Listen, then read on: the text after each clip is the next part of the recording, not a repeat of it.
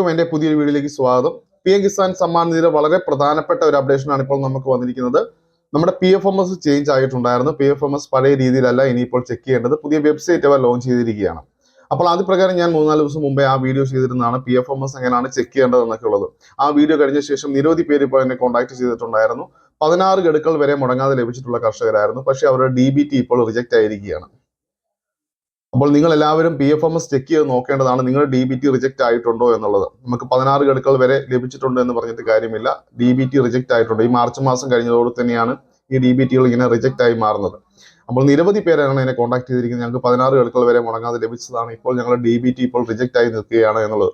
അപ്പോൾ നിങ്ങൾ എല്ലാവരും PFMS പുതിയതായിട്ട് നമുക്ക് ലോഞ്ച് ചെയ്തിരിക്കുന്ന PFMSൽ കയറി ചെക്ക് ചെയ്ത് നോക്കുക. നിങ്ങളുടെ DBT ട്രാക്കറിനകത്ത് DBT അപ്ഡേറ്റ് ആണോ എന്നുള്ളത് നിങ്ങൾ നിർബന്ധമായും തന്നെ നോക്കണം. അങ്ങനെ നോക്കാത്ത പക്ഷം നിങ്ങളുടെ DBT റിജക്റ്റ് ആണ് എന്നുണ്ടെങ്കിൽ നിങ്ങൾക്ക് ഇനിയുള്ള തുക വിതരണങ്ങളൊന്നും ലഭിക്കാത്തൊരു സാഹചര്യമുണ്ട്. അതുകൊണ്ട് തന്നെ നിങ്ങൾ PFMS എല്ലാവരും ചെക്ക് ചെയ്ത് നോക്കേണ്ടതാണ്.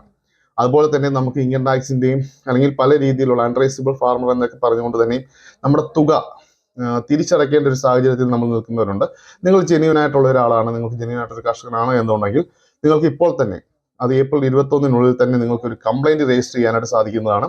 ആ കംപ്ലൈന്റ് രജിസ്റ്റർ ചെയ്യുമ്പോഴത്തേക്കും അത് നോഡൽ ഓഫീസർ അത് വെരിഫൈ ചെയ്തുകൊണ്ട് തന്നെ അത് നിങ്ങൾ ജെന്യൂൻ ആണ് എന്നുണ്ടെങ്കിൽ നിങ്ങളുടെ ആ ഒരു പ്രശ്നം പരിഹരിച്ചു തരുന്നതാണ്. അപ്പോൾ ഏപ്രിൽ 21 മറക്കണ്ട. അതിനുള്ളിൽ തന്നെ അങ്ങനെ പ്രശ്നങ്ങളുള്ളവരുണ്ടെങ്കിൽ നിങ്ങൾ ഒരു കംപ്ലൈന്റ് രജിസ്റ്റർ ചെയ്യുക. രജിസ്റ്റർ ചെയ്യുമ്പോഴത്തേക്കും അത് വെരിഫൈ ചെയ്തുകൊണ്ട് തന്നെ നിങ്ങളുടെ പ്രശ്നങ്ങൾ പരിഹരിച്ച് തരുന്നതാണ്. അതുപോലെ തന്നെ 17ാമത് ഗഡു വിതരണം ഇലക്ഷൻ പ്രമാണിച്ച് തന്നെ 17ാമത് ഗഡു വിതരണം എത്തും എന്നുള്ളൊരു അറിയിപ്പുകളൊക്കെ തന്നെയായിരുന്നു വന്നിരുന്നത്. എന്നാൽ ആ ഇലക്ഷൻ പ്രമാണിച്ചുകൊണ്ട് തന്നെ 17ാമത്തെ ഗഡു വിതരണങ്ങളൊന്നും തന്നെ എത്തുകയില്ല. 17ാമത് ഗഡു വിതരണം സാധാരണ രീതിയിൽ തന്നെ ഈ ഒരു വർഷം നമുക്ക് 3 ഗഡു വിതരണങ്ങളാണ് നടക്കുന്നത്. ഇപ്പോൾ ആദ്യത്തെ ഗഡു വിതരണം നടന്നു. ഇനി രണ്ടാമത്തത് മെയ് മാസത്തിനുള്ളിൽ തന്നെ ആയിരിക്കാം നമുക്ക് 17ാമത്തെ ഗഡു വിതരണം ലഭിക്കുക. എന്തായാലും ഇലക്ഷൻ പ്രമാണിച്ചുകൊണ്ട് തന്നെയും PM കിസാൻ സമ്മാൻ നിധിയുടെ 17ാമത്തെ ഗഡു വിതരണം ലഭിക്കുകയില്ല. അപ്പോൾ ഇങ്ങനെയുള്ളവർക്കൊക്കെ പ്രശ്നങ്ങൾ നേരിടുന്നവർക്കൊക്കെ നല്ലൊരു കാര്യം തന്നെയാണ്. കാരണം നിങ്ങളുടെ എല്ലാ കാര്യങ്ങളും ഇപ്പോൾ പരിഹരിക്കാനുള്ള സമയം നിങ്ങളുടെ മുന്നിലുണ്ട്. അപ്പോൾ എന്തെങ്കിലുമൊക്കെ പ്രശ്നങ്ങൾ നേരിടുന്ന കർഷകരാണ് എന്നുണ്ടെങ്കിൽ നിങ്ങൾ പെട്ടെന്ന് തന്നെ എല്ലാ കാര്യങ്ങളും പരിഹരിച്ചുകൊണ്ട് തന്നെ എല്ലാ കാര്യങ്ങളും പൂർത്തിയാക്കി വെക്കുക. നിങ്ങൾക്ക് PM കിസാൻ സമ്മാൻ നിധിയുടെ 17ാമത്തെ ഗഡു വിതരണം മുടങ്ങാതെ തന്നെ ലഭിക്കുന്നതാണ്. അതുപോലെ തന്നെ ഇപ്പോൾ മറ്റ് ഓഫീസുകളിൽ ചെയ്യേണ്ട കാര്യങ്ങളൊന്നും കറക്റ്റായിട്ട് ഇപ്പോൾ നമുക്ക് അപ്ഡേഷൻ ആയിട്ട് വരുന്നില്ല. അത് ഇപ്പോൾ എല്ലാം പെൻഡിങ് ആയിട്ട് തന്നെ നിൽക്കുകയാണ്. യാതൊരു കാര്യങ്ങളും നമുക്ക് ഇപ്പോൾ ഒരു പ്രോപ്പറായിട്ട് ഒരു കാര്യങ്ങളും ആരും ചെയ്തു തരാത്തൊരു സാഹചര്യമാണ് ഇപ്പോൾ വരുന്നത്. എന്നാൽ ചില സ്ഥലങ്ങളിലൊക്കെ അത് ചെയ്തു കൊടുക്കുന്നുണ്ട്, മറ്റു സ്ഥലങ്ങളിലൊക്കെ ഇപ്പോഴും അതുപോലെ തന്നെയാണ് നിൽക്കുന്നത്.